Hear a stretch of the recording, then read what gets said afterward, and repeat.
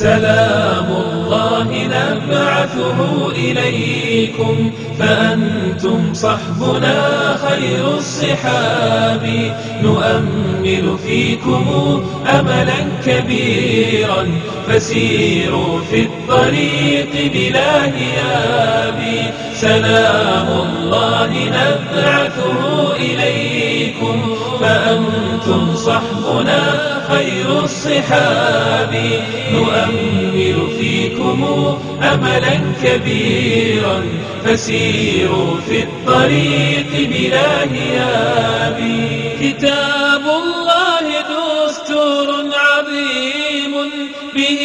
نهدى إلى سبل الصواب به الآداب والأخلاق طرا وتمجيد لخالقنا المهاب كتاب الله دستور عظيم به نهدى إلى سبل الصواب به الآداب والأخلاق طرا وتمجيد لخالقنا المهاب وتمجيد لخالقنا المهاب سلام الله أبعثه إليكم سلام الله نبعثه إليكم فأنتم صحبنا خير الصحاب نؤمل فيكم أملا كبيرا فسيروا في الطريق بلا هياب سلام الله نبعثه إليكم فأنتم صحبنا خير الصحاب نؤمل فيكم أملا كبيرا فسيروا في الطريق بلا هياب تحلوا بالفضائل واستقيموا وإن كان التفرج كالعباب أيها الإخوة الله تبارك وتعالى يا مهدس كله إن السيئي جانس كان حجكو أحكامتيسا هلقاها الله دي ليلة هذا آد بيو بدنتهاي wax fadhi iyo laba fadhi lagu soo koobi karana ma aha Allahumma inaan si gaaban u tilmaano waana mid aan ku qasbanaan doono insha Allah taala waqtiga oo yar darsi waxa uu horeeya oo jeclahay inaan tilmaamo waxa weeye xajku waa cibaado aad u qiimo badan ajirkeeda iyo fadligeedana aan u malaynayo in aad la idinku sharxay laakiin meeshaas waxa u baahan qodob u baahan in lagu baraarugo qodobkaasi wuxuu yahay fadliga xajka lagu sheegay iyo khayrka faraha badan marka aad ka helayso waa marka aad u gudato fariidadaas sidii Allah u amray tabaaraka wa taala haddii aadan u gudanin sidii loogu talagalay xajkaagu kii ajirka laga heli lahaa ma kii fadliga faraha badan lagu sheegayna ma aha bal waxa laga yaabaa inaad la soo noqoto wax la'aan iyo khasaare la soo noqoto waana ta keentay nabigeenu sallallahu alayhi wasallam inuu xajkiisii xajjatul wadaac uu ku dul xajiyo acmaasha dhammaanteed ku guto ama badankeed isagoo hasha korkeeda saaran si ay dadku u wada arkaan leena dadka aad u badnaa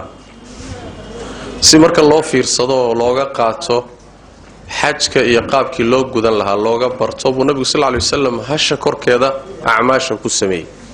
isagoo saaran buu acmaasha gutay salawaatu rabbi wasalaamu calayh maalintii tobnaad khudbaduu jeediyey waxaa ka mid ahaa inuu nabigu yidhi sallallahu alayhi wasallam khuduu cannii manaasikakum iga qaata manaasigtiina iga barta maxaa yeelay waxaa dhici karta inaanan sanadkan kadib soo xajiyin nabiyullaahi ibraahimna calayhi wacalaa nabiyina asalaatu wassalaam iyo nabi ismaaciil calayhima wa calaa nabiyina salaatu wassalaam markay kacbada dhisayeen waxyaalaha ilaahay weydiistaan waxaa ka mida wa arinaa manaasikana ilaahu manaasigtanada na tus oo na bar macnaheedu waxa weeye meesha waxaa ka muuqda hadduu ruuxu isagoon shaygii baranin oon dhagaysanin oon weydiinin oon iska hubinin waan xajinayaa yidhaahdo ama waan cumraysanayaa yidhaahdo waxay u badan tahay inuu wax la'aan soo noqdo keliya inuu tacab khasaaro dhibaatoodo kharash ka baxo taasi waxay adkaynaysaa marka inaad ku dadaasho inaad mar walba camalkaad samaynayso iska hubiso qaabkii loo samayn lahaa xajku marka waa fariido ka mida arkaanta waaweyn waana tiirka shanaad ee islaamnimadu ku taagan tahay waana laysku waafaqsan yahay xadiiska nabiga sal lla lay waslam fi saxiixayn wa fii hayri baa tilmaamaya aayadda qur-aankana rabbi wuxuu ku yidhi tabaaraka wa tacaala walilaahi cala annaasi xiju lbeyti man istataaca ilayhi sabiila allah dadka korkooda wuxuu ku leeyahay xaj inay beytkiisa tagaan oo soo siyaartaan dadkoo dhan haddana kuma lehe wuxuu ku leeyahay ciddii kari karta jid ahaan oo jidka awoodi karta rag iyo dumar midku dooni ha ahaado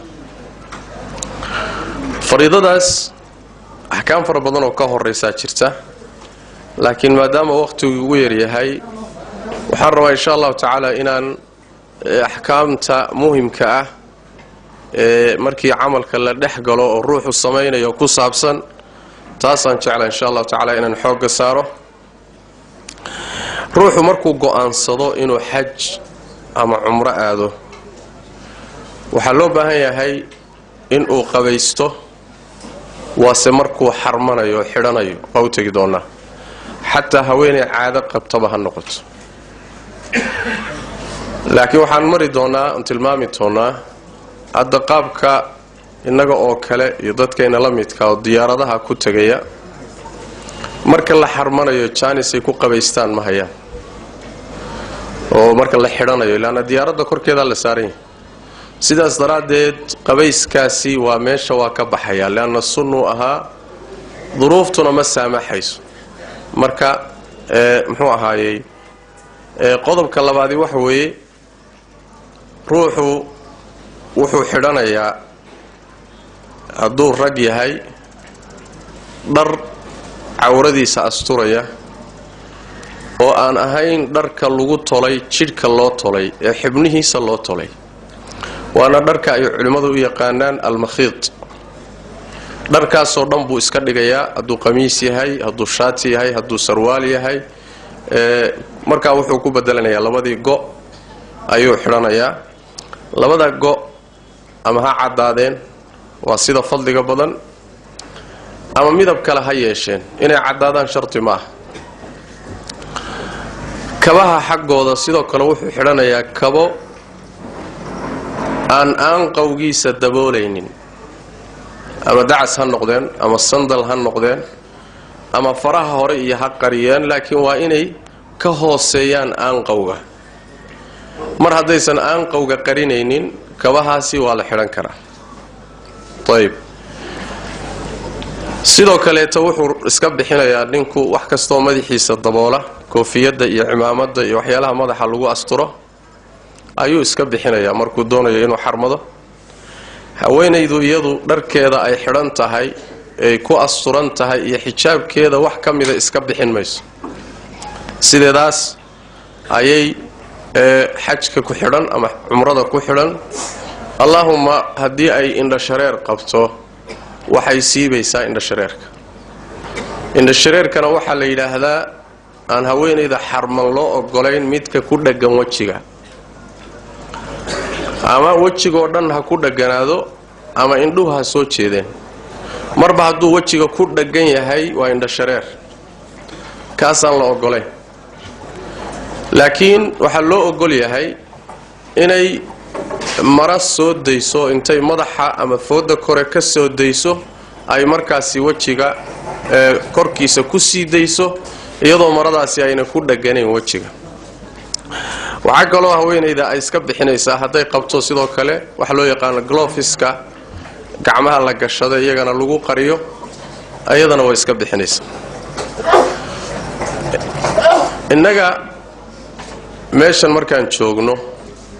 wuxuu samaynayaa ruuxa doonaya inuu xajiyo ama uu cumraysto dharkiisa aan hadda soo sheegnay oo labadii go'a ayuu meeshan isagoo jooga uu qabaysan uu isnadiifin asagoo meeshan jooga waa sida u roon oo u sahlan ayaad labada go' xidhanaysa waana sidii nabigu sameeyay sallallahu alayhi wasallam nabigu intuusan miiqaadka laga xarmanayo soo gaadhin ayuu labada go' soo xidhay magaalada Madiina markuu ka soo ambabaxay labada go' uu xidhnaa marka sunnadu siday tahay dadkana u fudud wax weeye diyaaradaba markaad raacaysaba inaad dharkii iska dhigto caadiga ahaa oo labadaadii go' xidhan tahay oo diyaarsan tahay sida waa sida ku fudud haddii kale waxaa kugu dhici doonta adoo diyaaradda saaran inaad u baahato dharka inaad bedelato taasoo adkaan doonta hadhowto marka sida ku fudud sunnadana ah waxa weeyaan in aad muxuu ahaayay aad dharkaagii labadii go' sii xidhato way طيب sidoo kale waxa u fiican ruuxa intuusan xarmanin oo meeshii laga xidhanayay intaan la gaadhin inuu sidoo kale is-udgiyo cadar iyo barfuun iyo waxyaalaha udgoon inuu isticmaalo jidhkiisa udgiyo sidoo kale inuu jidhkiisa ka nadiifiyo waxyaalaha wasakhda isnadiifiyo maalan shaarubta oo kale inuu iska gaabiyo timaha maalan kilkiladoo kale sidoo kale inuu gooyo timaha gumeerka ku yaala xubinka taranka ka koreeya iyagana inuu iska xiiro yani inuu isnadiifiyo cidiyaha iska jaro si uusan hadhowta ugu baahanin asagoo xarman inuu waxyaabahaas gooyo laana xaraan bay noqon doonaan markaad xarmato waa u tagi doonaa marka inuu isnadiifiyo kadibna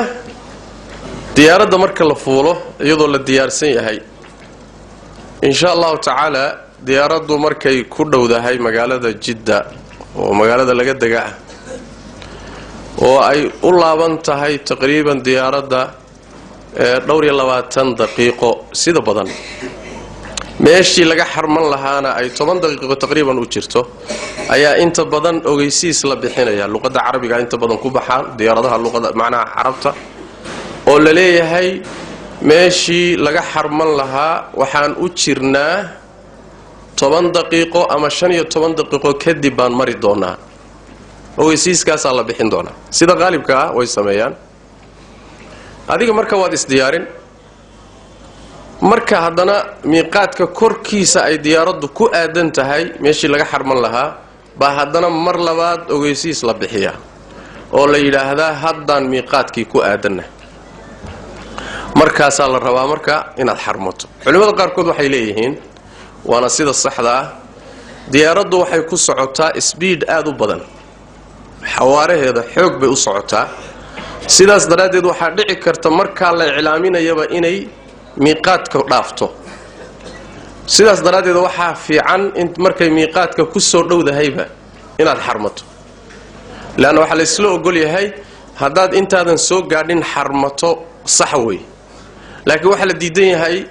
adoon xarmanayn inaad dhaafto baa halisa markaad ku soo dhowdahayba inaad iska xarmato way fiicanta طيب see loo xarmanayaa way xarmashada waxa laga wadaa macnaheedu ma aha qalbigayga waxa ku jira doonid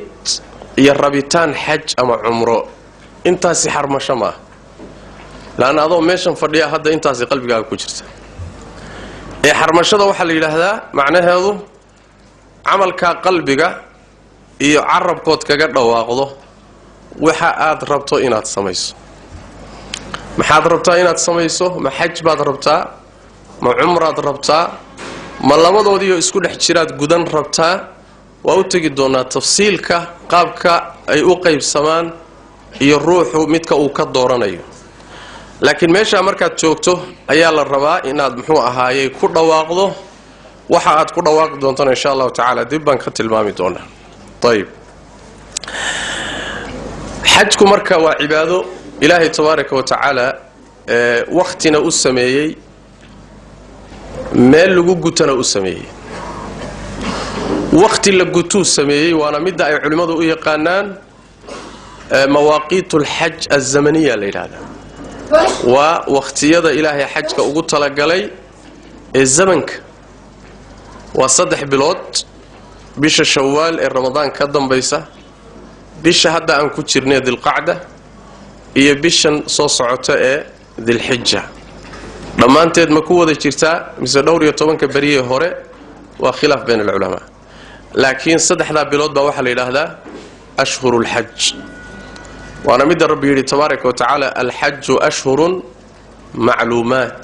hajku waa bilal la yaqaano macna maxaa laga wadaa bilaha ka hor ama kadib hadaad xaj xidhato ma soconayo waa in xajka xidhashadiisu uu bilaha dhexdooda galo waa qodobka labaad xajka xidhashadiisa meel walba lagama xidhan kare ilaahay sohdimuu u sameeyay meel khaas ah bay shariicadu u sameysay oo nabiga xadiiska ku timi sallallahu alayhi wasallam dadka ama xajka dibadda kaga iimaanay ama magaalada maka dhexdeeda ka xajinaya ama agagaarkeeda ka xajinaya ruux walba waxa loo sameeyay meel iyo sohdin la rabo inuu san dhaafin asagoon xidhanin sohdimaha marka waxa la yiraahdaa al-mawaqit al-makaniya la yiraahdaa waa meelaha ilaahay uu sohdimeeyay in laga xidho xajka iyo xumrada waxa la yiraahdaa waa dhowr reer Madiina waxa loo jideeyay meel dil xulayfa la yiraahdo magaalada aan ka fogeyn inay ka xarmadaan waana waxa la yiraahdaa mawaqida midka ugu fog Maka ayaa la yiraahdaa miiqaadka labaad Juhfa la yiraahdaa waxa ka xarmada dadka ka yimaada Sham Suuriya Urdun yaani Filistiin dadka ka yimaada iyo reer Masar iyo reer Madiina haday jidka maraan ayaa loogu talagalay meesha markay marayaan inay ka xarmadaan طيب Juhfa la yiraahdaa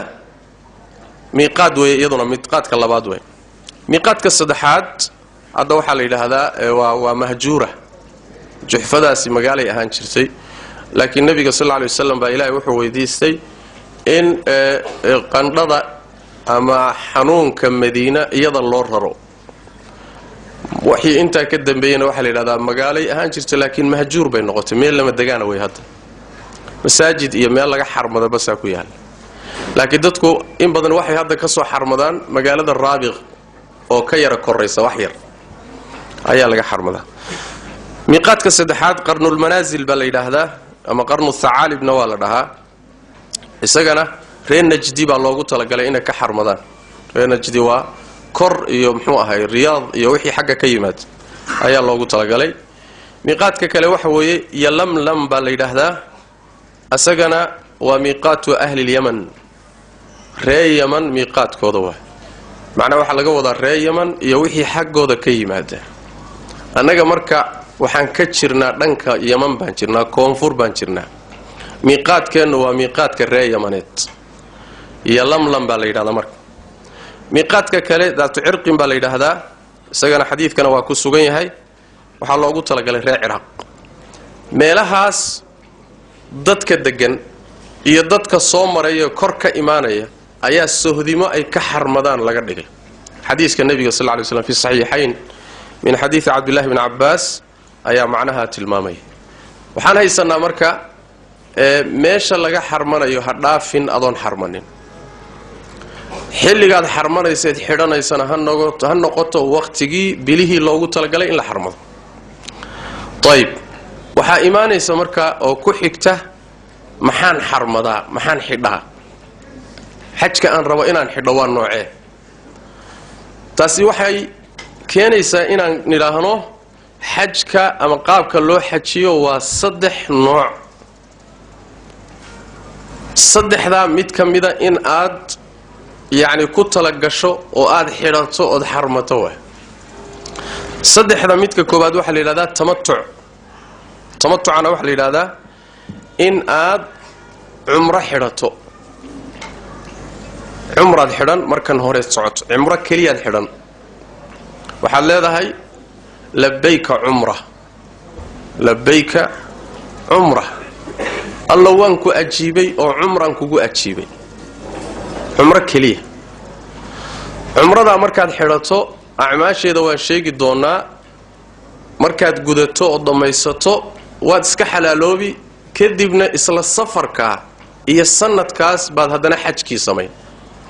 marka waa umro madax banaan oo hore iyo xajkii oo ku xiga oo isla hal saniye hal safar aad samaysay waxa la yiraahdaa tamattu baa la yiraahdaa noocaas nooca labaadi waxa weeyaan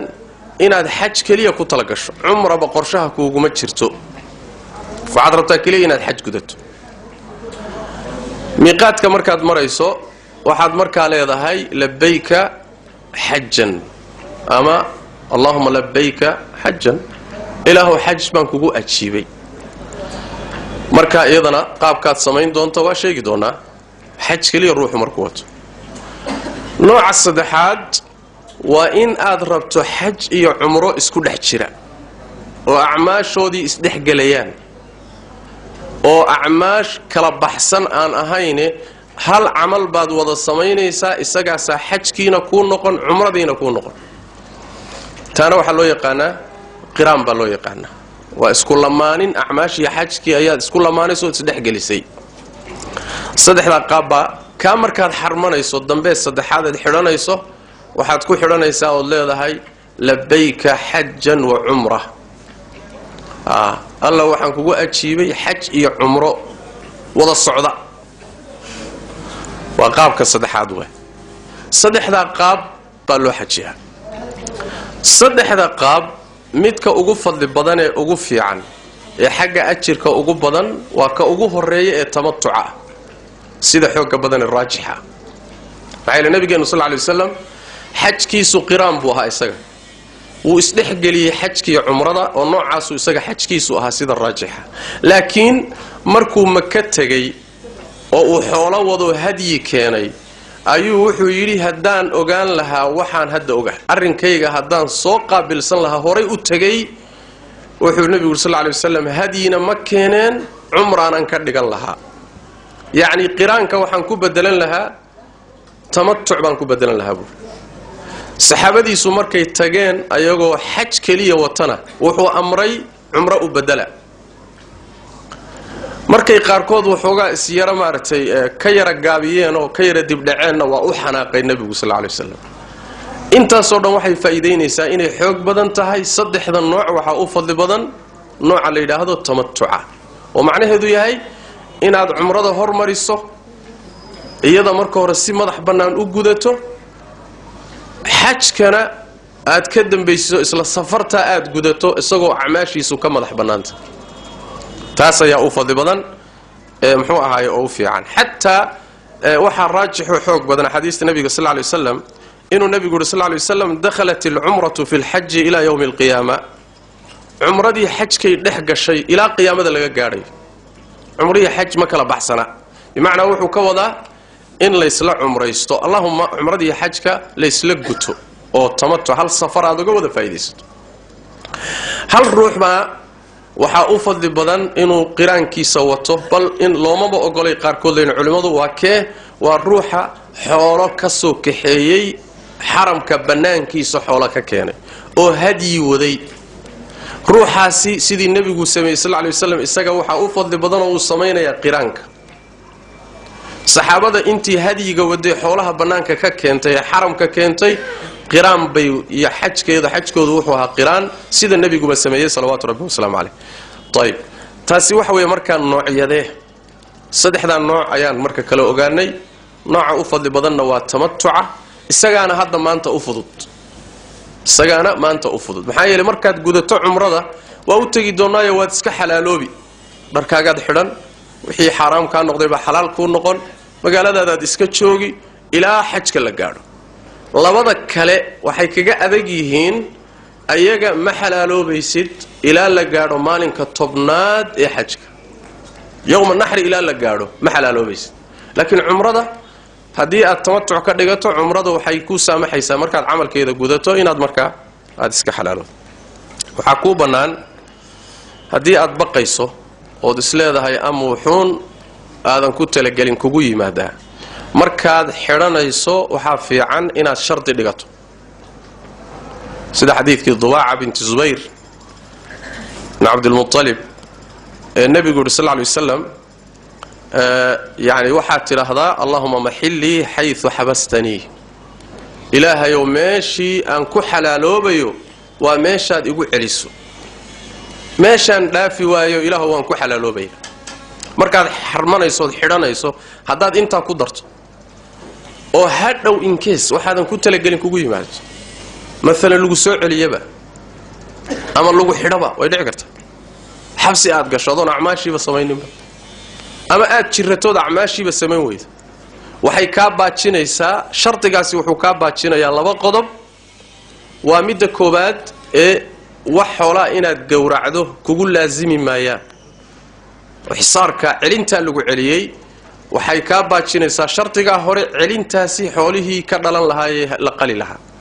waa midda labaade xajkaagu hadduusan waajib ahayn inaad soo noqotood guddo mid labaad baa kugu laasimi lahay hadduusan xajku waajib ahayn hadduu waajib yahay laba gooroba inaad soo celiso waa laazim laakiin hadduu sunno ahaa oo lagu celiyo adoon shardi dhiganin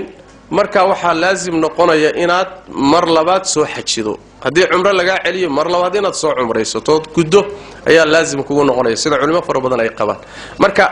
shardigani faa'iidadiisu waa taa wuxuu kaa baajinayaa haddii lagu soo celiyo arrimahaasuu kaa baajinaya shardigaa aad dhiganayso macna way kuu bannaan tahay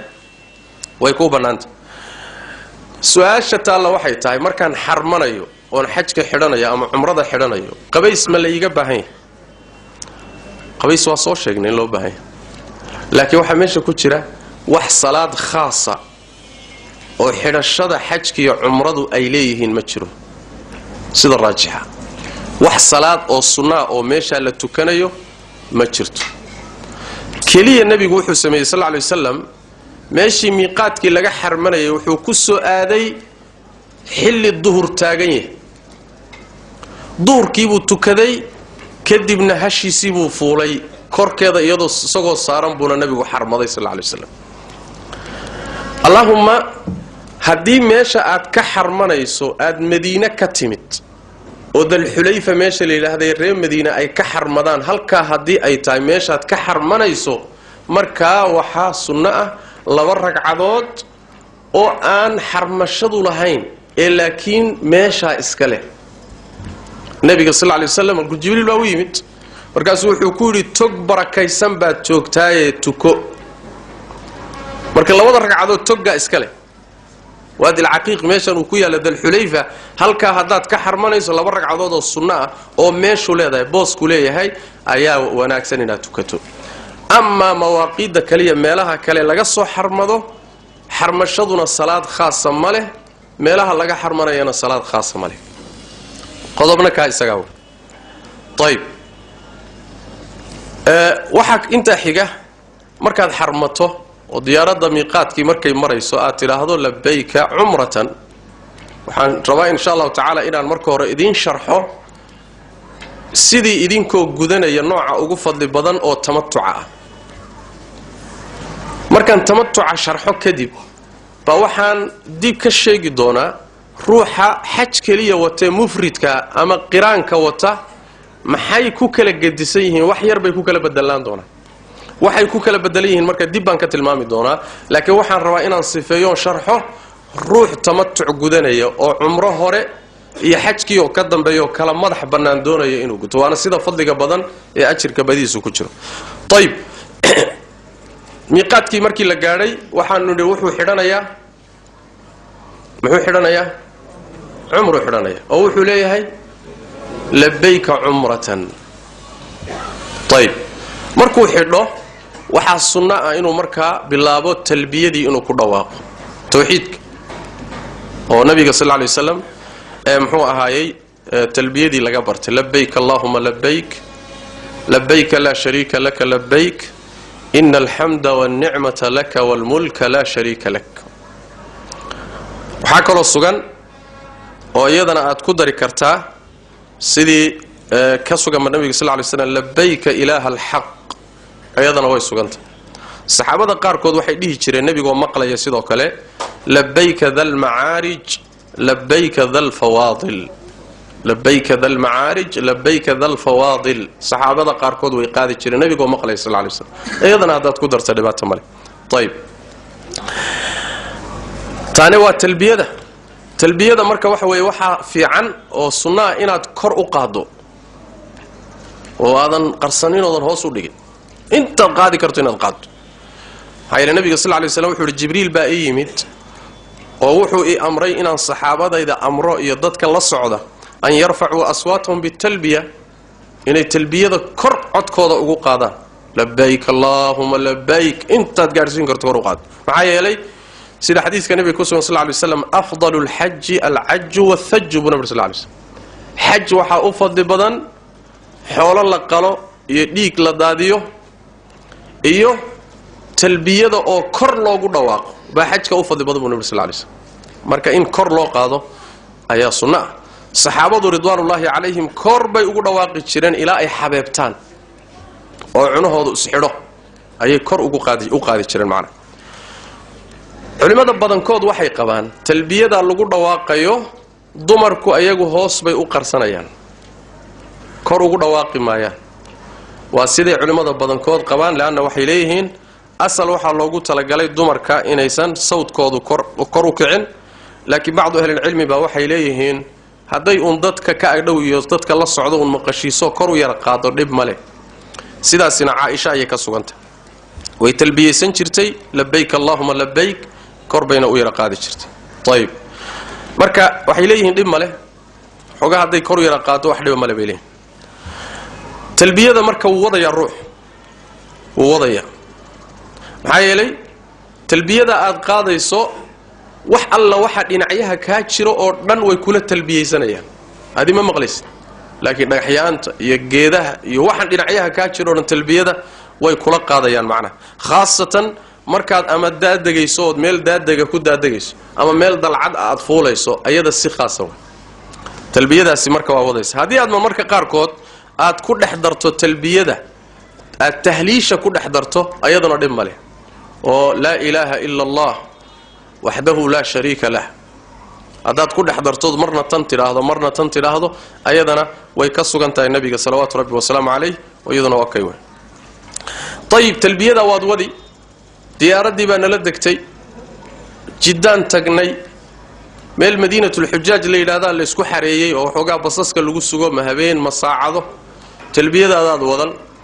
بس كي بالله فولي وحلوصي السعودة مكة تلبية هذا وضن markaad gashay magaalada Makka markaad gasho aad si galayso haday ku suroobi karto inaad qabaysato qabaysku markaas uu sunnay galitaanka Makka in loo qabaysto taasa nabiga sallallahu alayhi wasallam laakiin maanta wax fudud ma aha maanta waaqican ma fududa inaad baska ka degto oo qabaysato laana adiga dhanba wad afduuban tahay baba lagu ogolaba inaad dhaqaajiso dad baa ku wata shirkadaha ku wata ما دقي كرت سيداس دراسة قبيس كاسي والسنة هدي وأتكادنا والسيو جود بيها وأمرك مكلا جلي طيب شيت كات دونتات كجلي كرت لكن النبي يقول شيت جوني أبو كجلي محايل كل فجاج مكة طريق ومن حرب النبي صلى الله عليه وسلم شدت كمكورن وشيت لجلي كرب رسول الله صلى الله عليه وسلم سادو سعته تقريبا سيد أي سميان وحد كود جيسا هوتيل كاجي meel baa lagu geynaa hotel baa lagu geynaa kaadhar baa lagu siinaa gacanta baa lagu xidhayaa calaamada ay adan lumin kaadh baa lagu sameeynaya waxa soo dhan muxuu ahaay waad xarmanta labadaadii go'na waad qabtaa waadna talbiyeysanaysaa kolba sidii kugu suroodo طيب markaad saa u xarmato oo aad ma ka tagto marka waxaad u qastaysaa oo aadaysaa masaajidkii iyo kacbadii طيب كعبده markaad dimaado masaajidka ka horeeyay leen kacbadu waxay ku jirtaa masaajidka gudihiisa markaad masaajidka gashood ka gudubto gudihiisa aad kacbada ugu tagaysa sidaas daraadeed markaad sii galayso masaajidka waxa fiican in aad samayso nabiga sallallahu alayhi wasallam yaani adkaartii uu jideeyay masaajidda gelitaankooda uu jideeyay waa sunna iyadana markaad masaajidka xaramka galayso in aadan halmaamin oo lugta midigta intaad hormariso إن أتراهض اللهم صل على محمد وسلم اللهم افتح لي أبواب رحمتك للمساجد بعد جليسة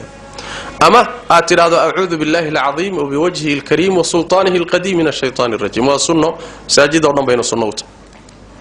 markaad kacbada aragto intaad masaajidkii gasho kacbada kuu muuqato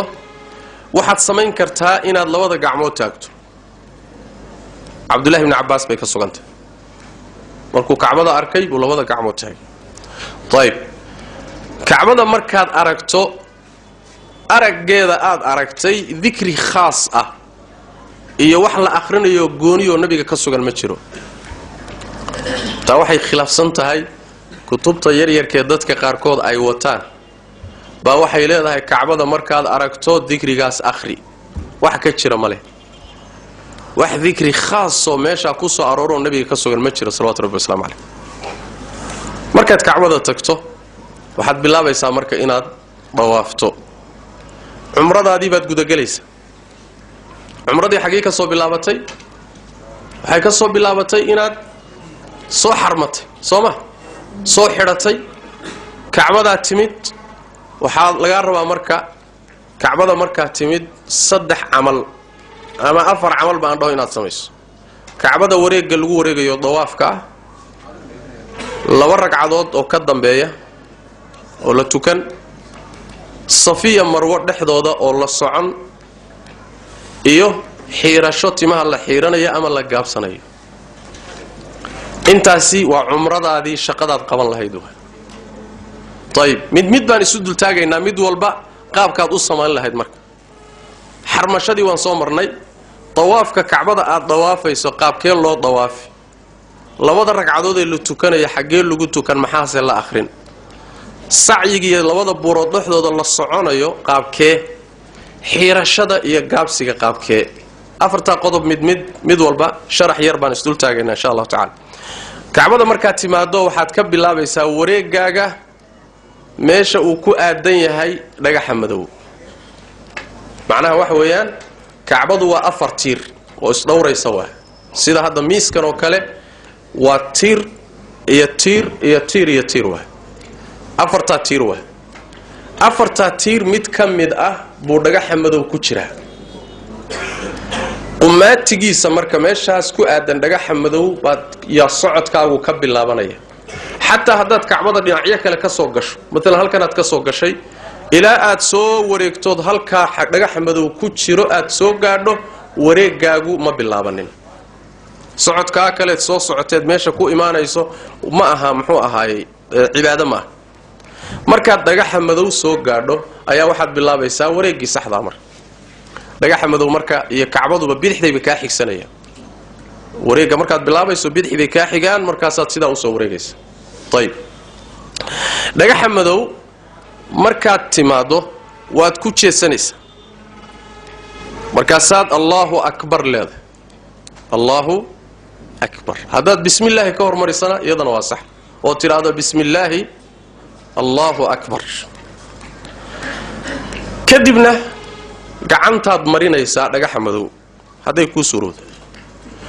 ku suurowdo inaad dhunkatana waa dhunkan isaga laftiisa dhunka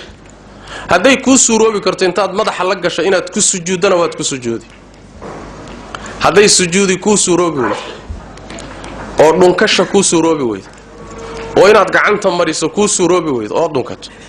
waana siday u badan tahay inayna hadoo kale ku suuroobi karin waxba isdhibin markaa dhagaxaas dhib mooye wax kala kulmi maysid ha raadsanin dadkana ha dhibin adiguna ha isdhibin meeshaas kore ee la marayo markaad ku aadan tahay intaad ku soo jeesato oo xaqiisa soo qaabisho bismillaahi Allahu akbar dheh kana soco wareegaaga wado laakiin ha isku dhibin dadkan ha dhibin gacantaas uun kaga kaaftoon waxa yiri nabigeenu sallallahu alayhi wasallam Umar ibn Khattab wuxuu ku yiri ya Umar innaka rajulun qawiyyun fala tu'dhi ad-da'if Umar nin xoog badan baa tahay dadka tabarta daran ha dhibin buu وإذا أردت استلام الحجر أداد ربطو دغخا إناد غعنتا مريسو فإن خلا لك فاستلمه هدو كوعد لوبود جانس كهش هدا غعنتا مرسو طيب وإلا فاستقبله وكبر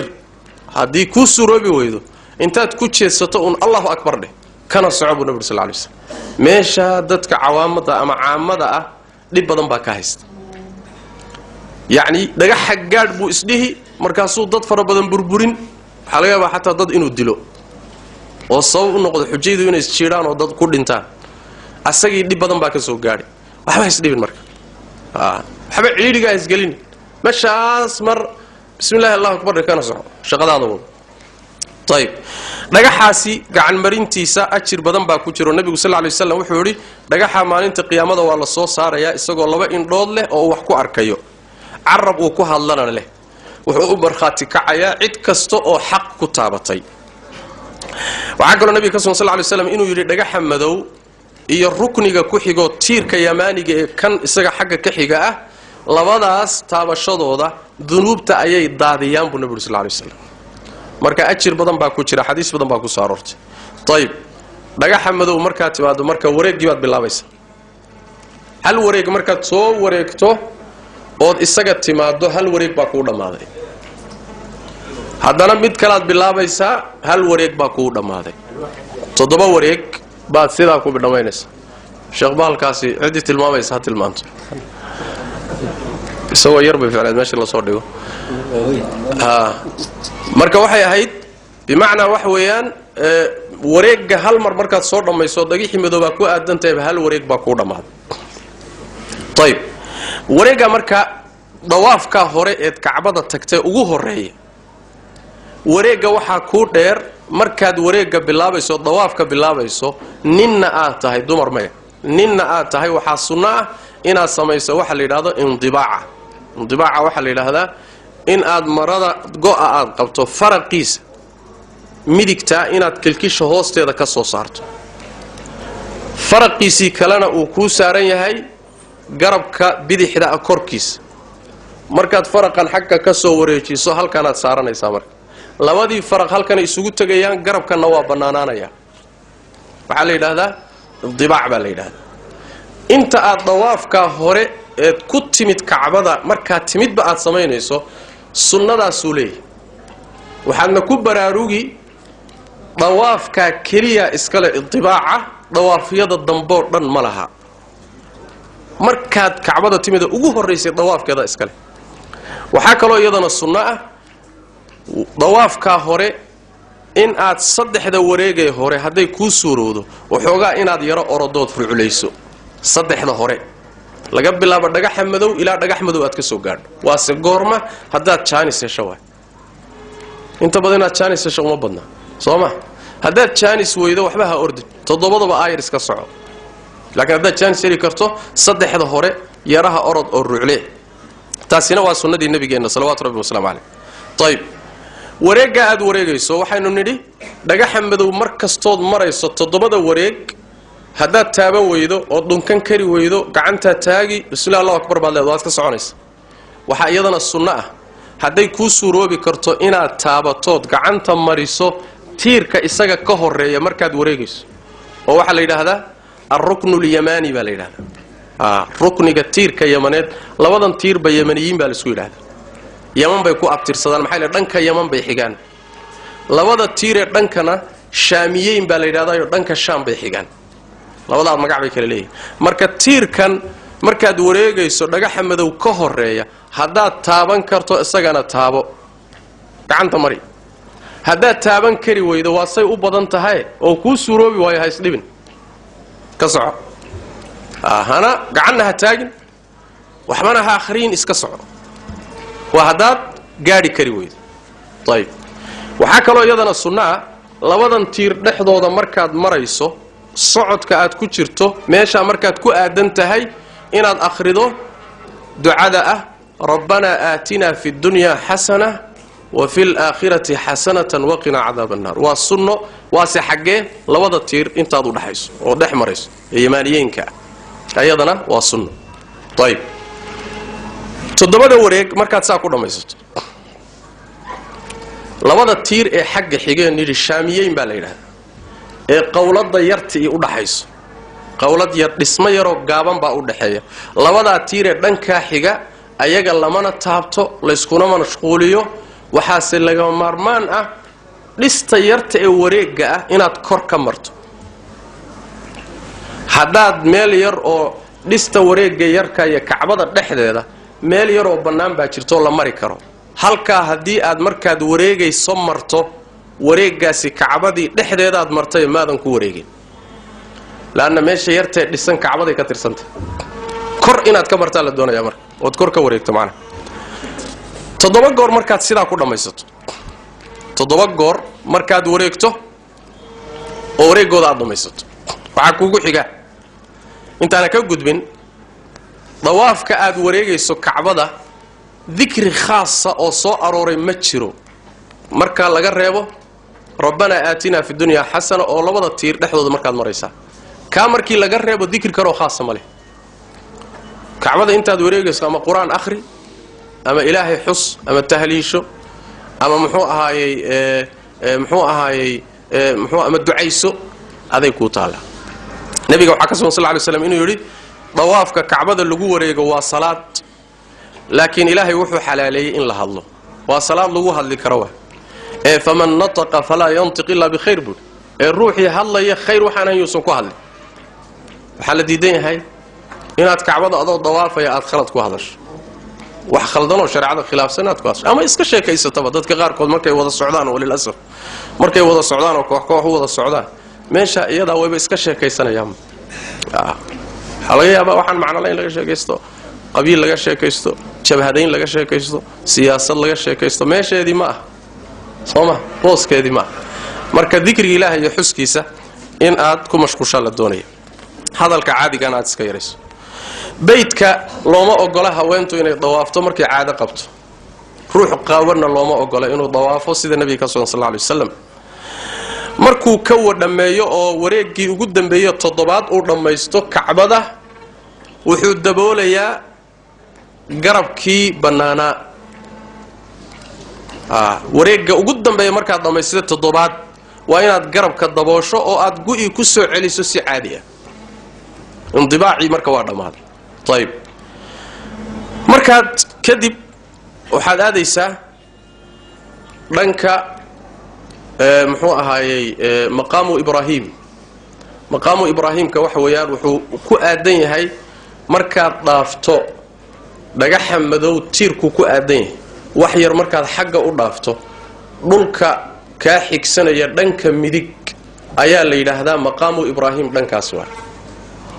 inta badan waxaad ku arkaysaan dhalo guri yar oo dhalo oo dhisan baa meesha ku yaala guriga dhalada gudihiisa waxa ku jirta dhagax ay ka muuqato raadkii lugtii nabi ibraahim markuu kacbada dhisayay oo kacbada dhismaheedu kor u yara kacay ayuu dhagax keensaday dhagaxii buu isku taagay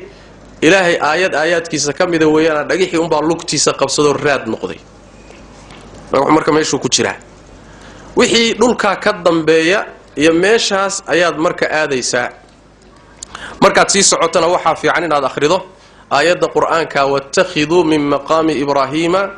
musalla kadibna meeshaas aad meelad kaga tukaad raadsan hadii kuugu adkaato inta badan waa ciriiriya ha isku dhibina dib u bax ilaa masaajidka hadaad meel ka hesho xataa dib isaga bax meel markaad hesho ku tuka marka 2 ragcadood baa tukan labada ragcadood mid hore waxaad akhrinaysaa qul yaa ayyuhal kaafiruun mid dambana qul yaa ayyuhal kaafiruun markaan leeyahay macna faatixada iyo qul yaa ayyuhal kaafiruun waa mid dambana waxaad ku akhrinaysaa faatixada iyo qul huwallah halka labada ragcadood baad ku tukan